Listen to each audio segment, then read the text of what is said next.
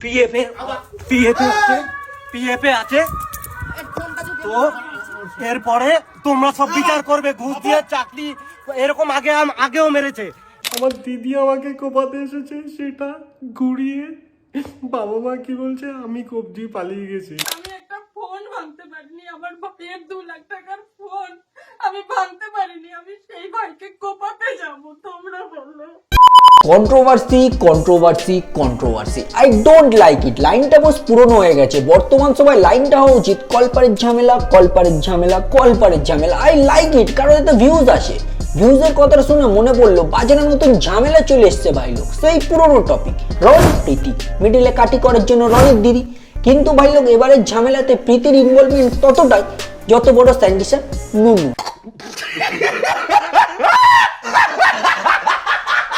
কি বন্ধুরা ভালো তো আবারও চলে এসেছে হালকা করে বিটেক্স মারতে।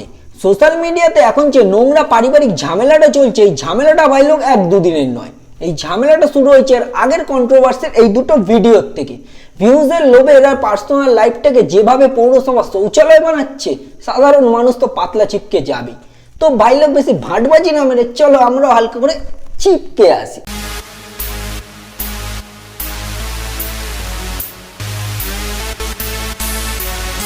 Hello and welcome to my channel. তো কেমন আছো তোমরা? আবার একটা মজাদার ভিডিও নিয়ে চলে এসেছি। তো ভিডিও ভালো লাগলে লাইক কমেন্ট শেয়ার করতে ভুলো না, সাবস্ক্রাইবটা তো অবশ্যই করো। তার পাশাপাশি যে বেল আইকনটা আছে সেটাও ডান করে বাজিয়ে দিও নিজের পার্সোনাল ঘন্টা ভেবে। আর আমার ছোট্ট ছোট্ট ভাই বোনেরা আর গুরুজনদের জন্য এই ভিডিওটা নয়। ও আমার ছেলে, এও আমার মেয়ে, আমার দুটো আঙ্গুল একটা কাটলে ওর জন্যও কষ্ট হয়, আমার জন্যও, মানে এর জন্যও কষ্ট হয়, ওর জন্যও কষ্ট হয়। ও বোঝে না, কিন্তু আমি তো মা, আমার তো কষ্ট হয়। কাকিমার নিজের ছেলের জন্য প্রচুর কষ্ট হচ্ছে, প্রচুর কষ্ট হচ্ছে, চোখের জল থামছে না, এতটা কষ্ট হচ্ছে। শুধু আমিই দেখতে পাচ্ছি না কষ্টটা, তোমরাও দেখতে পারবে না এই রেকর্ডিংটা শোনার পর। তুমি তো আমার জেল খাটাবা যা দেখতেছি। তো জেল খাটা বলে তোর কি করবো? তোর দিদির সঙ্গে না না, বটিটা দিয়ে আমি কোপ দিয়ে বেরোয় গেছি। হ্যাঁ তুই কোপাইছো। বটিটা নিয়ে আমি দিদিরে কোপাইতে গেছিলাম। তুই ওর হাত দিয়ে বটিকে নিয়ে কোপাইছো। আমি আমার দিদির হাত দিয়ে বটি নিয়ে কোপাইছি। যে কোপ খাইছে সেও কবে? আমার যে কোপ খাইছে সেও কবে?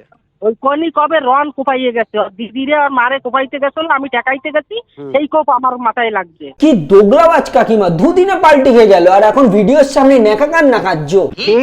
ঝামেলাটা হয়েছিল 2 ফেব্রুয়ারি রনের ভাগনার জন্মদিনের দিন। রনের ভাগনার জন্য একটা সামান্য জন্মদিনের উপহার নিয়ে গেছিল এবং রনের দিদি তার ছেলেকে উপহারটা নিতে বারণ করে। এই প্রথমবার না যে উপহারটা নিতে বারণ করেছে, এর আগেও রন তার ভাগনার পছন্দ মতো অনেক খাবার পাঠিয়েছিল তার বাড়িতে, কিন্তু তার দিদি সেই খাবারগুলো নিয়ে ক্যামেরার সামনে যাচ্ছে তাই করে অপমান করেছিল রনকে। খোঁজ খবর নিয়ে আমি জানতে পারলাম কে পাঠিয়েছে, নামটা জানতে পেরেছি।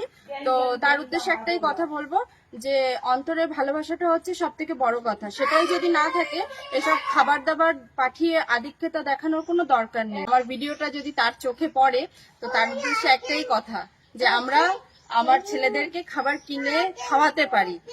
তো প্লিজ এরকম মানে খাবার দাবার পাঠিয়ে এরকম ভালোবাসা দেখানোটার কোনো দরকার নেই। ঠিক এরকমই খোঁচা মারা মন্তব্য ওই জন্মদিনের রাতে রনের দিদি রনকে করেছিল। তোদের মতো তো কোমর দুলিয়ে আমার বর টাকা ইনকাম করে না, এরকম কিছু একটা বলে ফেলেছিলাম। দিদি আসলে সবকিছু করে ফেলে নিজের অজান্তে, যেমন এটা তো কোমর দোলানো নয়, পাচার ডান দিক বাদিক মুভমেন্ট করা। মানে ঝ্যাটাটা কইরে শুধু বয়সের খাতিরে চেপে আছে। এইসব কথা শুনে সহ্যের সীমা হারিয়ে রন হাতাহাতিতে চলে আসে এবং রনের দিদি রাগের চোটে রনকে বটি নিয়ে মারতে আসে। কিন্তু ভাই লোক এখানে হাস্যকর ব্যাপারটা হলো, বটি নিয়ে মারতেও আসলো রনের দিদি, পুলিশ কেসটাও করলো রনের দিদি এবং ভিডিওতে নেকা কান্না কাঁদছেও রনের দিদি। তোমরা এসে আমাকে গালি দিয়ে যাচ্ছ, সব ঠিক আছে, কিন্তু আমার ছেলেটা রাস্তায় বেরোলে ওকে কি বলবে বলো? ওর মা গালি খাওয়ার কাজ করলে তো গালি খেতেই হবে। এতই যদি তোমার সম্মান থেকে থাকে তাহলে সোশ্যাল মিডিয়াতে এসেছো কেন দিদি? এদিকে মোটা বান্ডিল কামাবে আর সাধারণ মানুষের মন্তব্য নেবে না, সেটা কি হয়? আর এই সোশ্যাল মিডিয়াটা হলো ভাই খুবই কুত্তে চিজ, টেকনোলজির সোনাগাছি। একদিন না একদিন সবারই মারা যাবে। কি বলছিস তুই? সবার পাড়াতেই এমন কিছু ক্যামেরাম্যান কাকিমারা আছে যাদের নিজেদের ঘরের ছাদ ফুটো কিন্তু অন্যের ঘরের ছাদের ফুটো খুঁজতে ব্যস্ত। এদের মেইন কাজ হলো কার ঘরে কি রান্না হচ্ছে, কে কখন হাঁক দিয়ে যাচ্ছে, কার মেয়ে কার সাথে লাইন মারছে, এদিকে নিজের মেয়ে রিক্সাওয়ালার সাথে লুডো খেলছে। তেমনই কিছু পাবলিক সোশ্যাল মিডিয়াতেও আছে যারা নিজেকে কন্ট্রোভার্সি ক্রিয়েটার হিসেবে দাবি করে, কিন্তু তাদের কন্টেন্ট দেখলে কন্ট্রোভার্সি ক্রিয়েটার কম কলপারের ক্রিয়েটার বেশি মনে হবে। আমরা কন্ট্রোভার্সি ক্রিয়েটার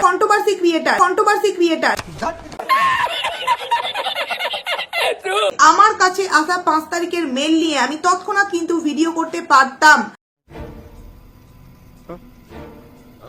যখন কিনা রন তার নিজের আইডি থেকে ভিডিওটা আপলোড করেছে, তারপর গিয়ে কিন্তু আমি তোমাদের সকলকে জানিয়েছি যে আমার কাছে 5 তারিখ 10:42 কিন্তু একটা মেল এসেছিল এবং সেটা কিন্তু একটা মানে ছেলের আইডি থেকেই কিন্তু মেলটা এসেছিল। জিওর নেটওয়ার্ক এতটা স্ট্রং না যতটাই কলপারের কাকিমাদের। মানে রন ভিডিওটা আপলোড করেছে 7 তারিখে, কাকিমার কাছে মেলে চলে আসছে 5 তারিখে।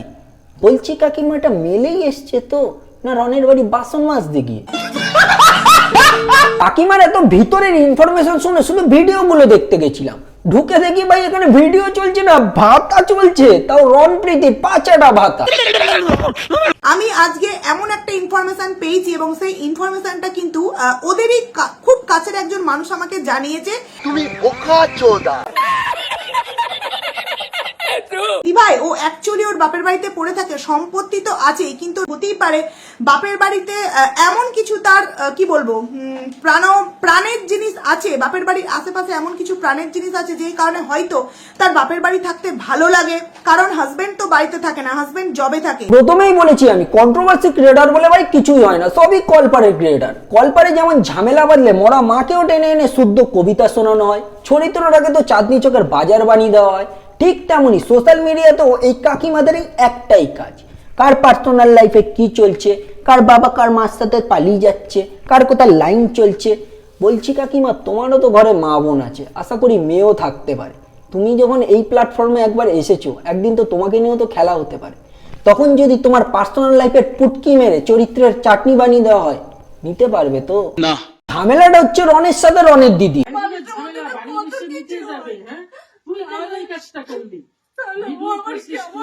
প্রিয় নাটক করো না, স্পষ্ট বোঝা যাচ্ছে এখানে কে ভুল কে ঠিক। তোমরা কাকিমারা এই কন্ট্রোভার্সিটার ভিডিও বানাও, এদের পার্সোনাল লাইফের পুটকি মারতে যাচ্ছ কেন?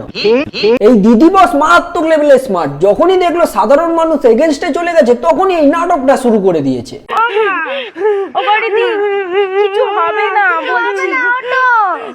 যেই লেভেলে অস্কার উইনিং নাটকটা চলছে, দুদিন বাদে দেখবে হসপিটালে বেডে শুয়ে একটা আদো গলায় ক্ষমা চাওয়া ভিডিও।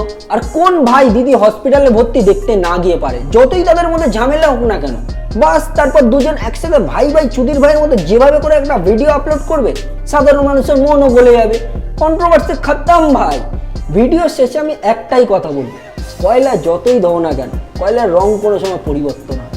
তো ভাই লোক এই ভিডিওটা এই পর্যন্ত সমাপ্ত করছি। ভিডিওটা কেমন লাগলো অবশ্যই কমেন্ট করে জানিও, আর পরের ভিডিওতে আবার দেখা হচ্ছে। চলো টাটা।